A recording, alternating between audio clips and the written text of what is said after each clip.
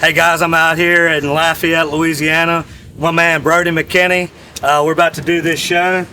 Brody is from El Dorado, Arkansas, which is right across the line.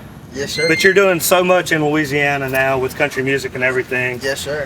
Welcome to Louisiana Country Music World. I love it. We're glad to have you as an honorary member. Yes, sir. What about the Louisiana culture impact? Like, what about the Louisiana culture influenced you with music? Man, I grew up listening to so much, and like the whole reason that I even got into music when I first even started was I was watching American Idol one day, and I saw Mr. Lane Hardy get up there, and he had his little raspy voice singing his heart out. And man, I always thought, well, man, like, you know, if he can do it, why can't I? And that was when I really started doing it. And so to have a Louisiana guy to really, I guess, show me that I could do it, and then I'm right there. I was like, why not, man? And then within the first few months of playing, I just somehow got a gig in Bossier, and we went down to Bossier City and played there, and that was the first crowd that really ever gave me the right attention, where I was like, you know what, this is actually working for me a little bit, and we're going to keep pursuing this. And so they've always just been super welcoming and awesome, and always a great crowd. You were thinking, this is my people. Yeah, man. I grew up with everybody, man. We would pretty much hop on a four-wheeler and drive across the Louisiana line and go hang out with our people, because it's just always been kind of a good little handshake deal right there at the line, man. It's awesome. Well, tonight's show, you're going to be in a songwriter round with 3 other really talented Louisiana artists. Tell me a little bit about you as a writer and as an artist. What do you want the fans to know about you? Yeah, we had a lot of great opportunities last year. We did a lot of tour dates in Texas with some cool guys. Even came down to the Texas Club twice last year. It's always a great time down there. Yeah. And man, it's insane that as young as I was, I got to do that. And by the end of November of last year, I realized that I was on stage singing 3 of my original songs in a 45-minute set. For me, that just wasn't going to cut it as an artist.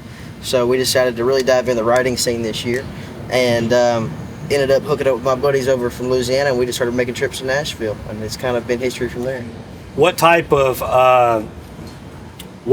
style would you describe your writing and your music? Oh man, I'm so different. The first 10 songs I ever wrote in Nashville were probably all completely different.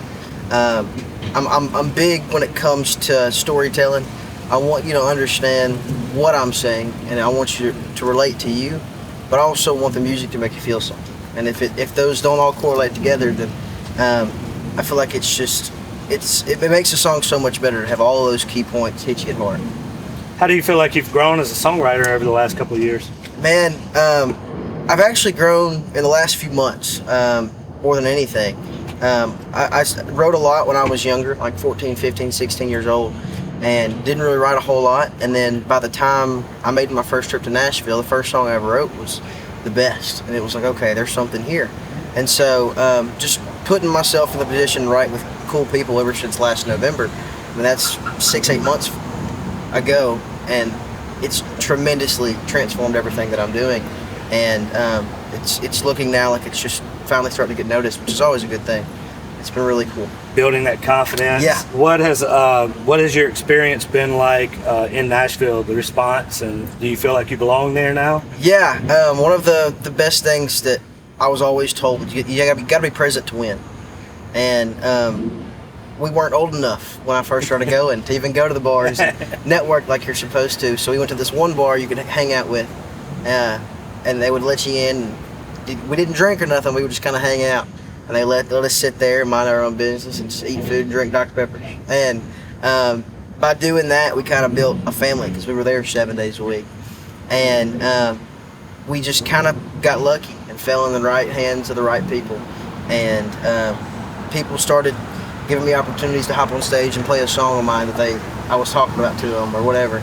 And I think that I had the confidence enough to do it, but I had the talent enough to say, hey, you know, they noticed it and they think it's cool and they want to keep doing the same thing. So it's just been really cool to have that good connection and networking and friendship up there in Nashville to keep it going. That's right, man. Well, I'm proud of you. I'm proud of you for taking the swing. Like you said, you have to be present to win. That's right.